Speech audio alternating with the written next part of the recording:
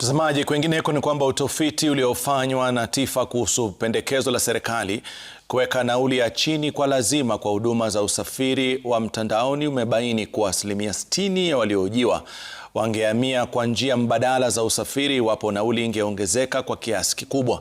Utafiti wa TIFA wa Agosti mwaka 2026 uliofanywa miongoni mwa wakazi wa Nairobi umeangazia changamoto ya kiuchumi inayokabili utekelezaji wa kanuni hizo.